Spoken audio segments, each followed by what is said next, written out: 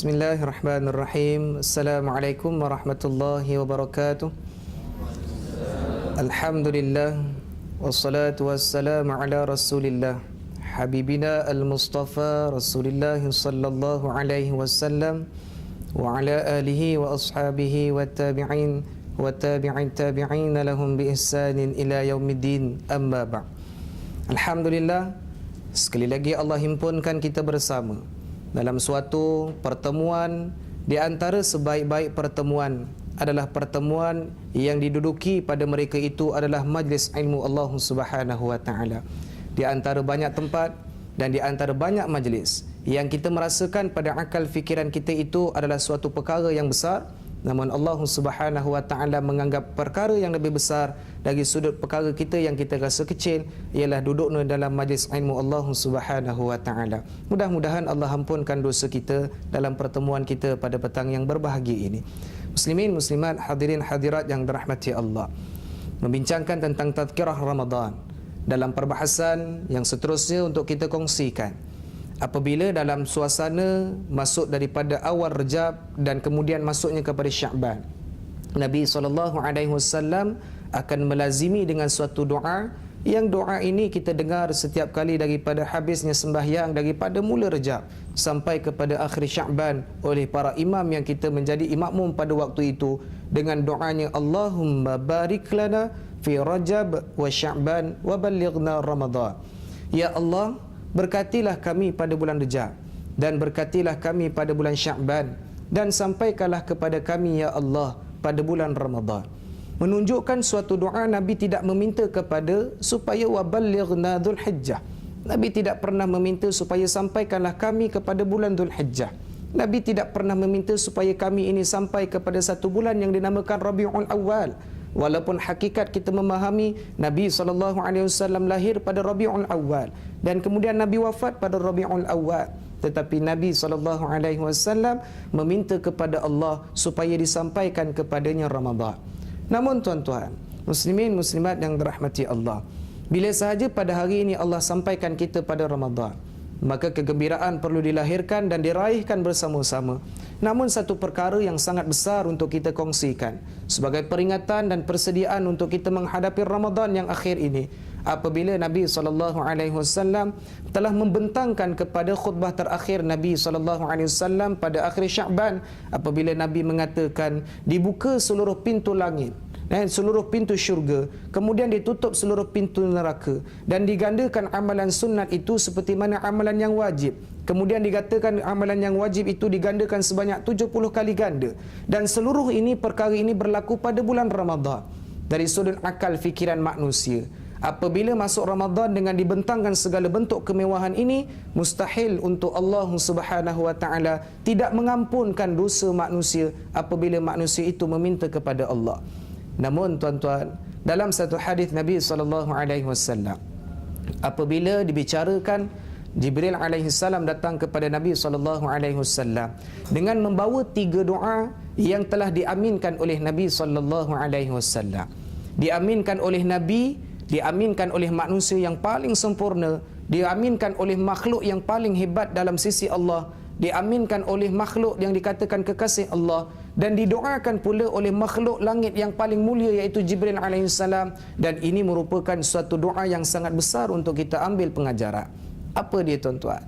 Doa yang pertama, Jibril kata, ya Rasulullah, celaka ataupun jauh daripada rahmat umat kamu.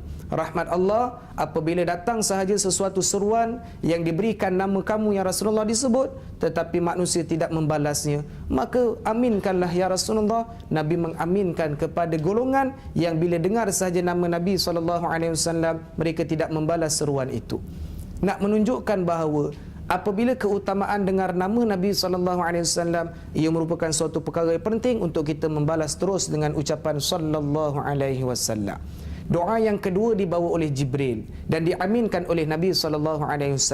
Wahai Rasulullah, celaka ataupun jauh daripada rahmat Allah di kalangan umat kamu ya Rasulullah, apabila dia ada daripada hidup dunia ini, adanya masih lagi mak dan ayah, tetapi dia tidak mampu meraih syurga kerana kederhakaan mereka kepada kedua ibu dan bapanya, maka aminkanlah ya Rasulullah. Nabi aminkan tuan-tuan. Dan yang ketiga, Nabi SAW mengaminkan doa Jibril, ya Rasulullah, celaka ataupun jauh daripada rahmat umat kamu ya Rasulullah. Apabila masuk sahaja Ramadan, habis sahaja Ramadan, Allah masih lagi tidak ampunkan dosanya.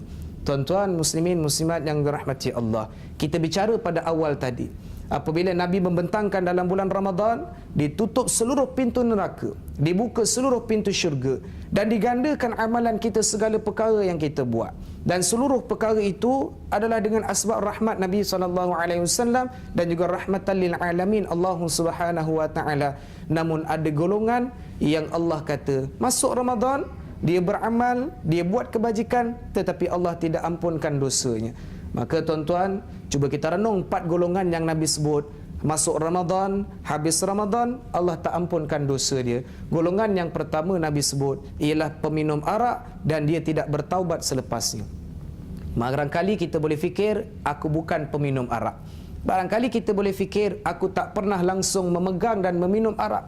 Barangkali kita pernah fikir bahawa sesungguhnya kita langsung tidak pernah terlibat dengan penglibatan arak. Namun hadis itu menunjukkan tidak taubat selepasnya, memberi maklum kepada kita bahawa mereka yang buat dosa besar berhenti semata-mata meraihkan Ramadan, kemudian terdetik dalam hatinya untuk menyambung amalan keburukan itu kepada selepas Ramadan. Masuk sahaja Ramadan, habis Ramadan, orang sedemikian rupa Allah Subhanahu wa taala tidak ampunkan dosanya. Tuan-tuan, golongan yang kedua, Nabi sebut apabila masuk sahaja Ramadan, dia tidak habis kepada habis Ramadan, habis sahaja Ramadan, Allah masih lagi tidak ampunkan dosanya, iaitu golongan yang kedua, anak-anak yang derhaka kepada kedua ibu dan bapanya. Tuan-tuan, cuba kita renung balik. Pada hari ini, suasana meminta maaf kepada kedua ibu bapa telah ditarbiah, ialah seketika mana kita masuk kepada 1 Syawal. 1 Syawal dengan memek muka anak-anak sampai habis merah, lencun pipinya. Sebab apa? Menangis tanda rasa kesyahduan raya itu dan memohon ampun kepada ibu dan ayahnya. Dan ibunya mengatakan, ya saya ampunkan, mak ampunkan dan ayah ampunkan. Tetapi rupanya ada yang mak dan ayahnya tidak ampunkan ketika mana dia laksanakan pada bulan Ramadan, sia-sia keampunan yang diminta kepada 1 Syawal, tuan-tuan. Maka cukup kita faham apa yang kita kena perbetulkan. Meminta maaf kepada kedua ibu bapa kita perlulah diawalkan, bukan dilewatkan seperti mana yang kita laksanakan pada hari ini. Memohon ampun dan maaf kepada kedua ibu bapa ketika mana masuknya 1 Syawal. Tuan-tuan muslimin muslimat yang dirahmati Allah, golongan yang kedua ini kena hati-hati kerana kita masih lagi mempunyai ibu dan ayah. Kerana kita masih lagi mempunyai tanggungjawab kepada ibu dan ayah. Anak kena laksanakan dengan sempurna. Golongan yang ketiga, Nabi menyebutkan apabila golongan ini masuk Ramadan, habis Ramadan, Allah masih lagi tidak ampunkan dosa. Walaupun dia beramal dengan sebanyak mana amal sekalipun, iaitu kata Nabi dengan hadisnya asyahna, iaitu golongan yang dalam hatinya ada iri hati, ada permusuhan, ada rasa dengki dan seluruh perkara-perkara yang buruk dalam hatinya, dia masih ada dalam bulan Ramadan. Allah tak akan ampunkan dosanya walaupun dia habis kepada Ramadan dengan amal kebajikan. Sebagai contoh pada hari ini, kita melihat satu fenomena. Orang yang memang suka bermusuhan, nampak imam pakai motor, orang akan cakap imam selekeh pakai motor. Tiba-tiba imam tukar pakai kereta, orang cakap imam kedekut ada motor tak nak guna, naik kereta pula, sombong.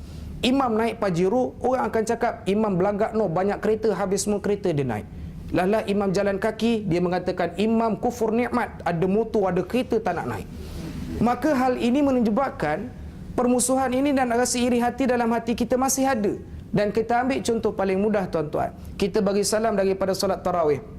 Assalamualaikum warahmatullahi, Assalamualaikum warahmatullahi.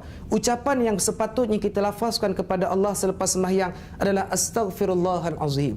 Tetapi barangkali kejutan budaya, pergi dekat satu tempat yang masjid itu pula bacaan imamnya panjang, yang barangkali kemungkinan satu muka atau satu muka setengah. Habis sembahyang, apa yang dibuat, tuan-tuan? Kepala berat nolah, imam ni panjang berbenuk. Maka mengatakan bahawa inilah yang dikatakan hati kita masih lagi belum bersih bertemu dengan Ramadan. Dan kata Nabi SAW, golongan yang ketiga ini selagi mana masih ada dalam Ramadan, habis saja Ramadan, tuan-tuan, buatlah seluruh kebaikan, Allah tidak ampunkan dosanya. Dan golongan yang keempat, apabila kata Nabi SAW, dia masuk Ramadan, dia buat amal kebajikan, dia buat amal kebaikan, dan dia buat segala bentuk untuk manfaat kebaikan Ramadan, tapi penghujung Ramadan Allah tidak akan ampunkan dosanya, iaitu golongan yang memutuskan hubungan silaturrahim. Maka tuan-tuan muslimin muslimat yang dirahmati Allah, apabila empat-empat golongan ini ada dalam diri kita, perjuangan kita nak menuju kepada babur rayyan akan tergendala dan akan tersangkut, kerana fasa awal untuk kita meraih rahmat kepada dalam Ramadan kita akan tertangguh dan tidak akan selesai, kerana babur rayyan itu adalah untuk orang yang berpuasa tetapi selesai pada awalnya. Mudah-mudahan tuan-tuan muslimin muslimat yang dirahmati Allah, kita terkeluar daripada empat golongan ini, kita terselamat daripada empat golongan ini, dan bersihkanlah hati kita sebersih-bersihnya, kerana Allah mengatakan orang yang bertemu dengan Allah illa man atallaha biqalbin salim. Orang yang bertemu dengan Allah ialah orang yang hatinya sejahtera daripada segala sifat-sifat orang-orang yang dimurkai oleh Allah Subhanahu wa taala. Mudah-mudahan ada manfaat pertemuan kita yang ringkas ini, dan mudah-mudahan Allah berikan kita kekuatan untuk kita beramal dalam ibadah Ramadan, dan mudah-mudahan Allah pertemukan kita Ramadan yang akan datang dengan kualiti yang lebih baik dan lebih berkualiti dalam keadaan manfaat masanya dan umurnya. Sekadar itu sahaja. Aku yang qauli hadza wa astaghfirullahal azim li wa lakum wa lisairil muslimin wal muslimat wal mu'minina wal mu'minat fastaghfiruhu fa ya fawzal mustaghfirin wa ya najatat taibin. Assalamualaikum warahmatullahi wabarakatuh.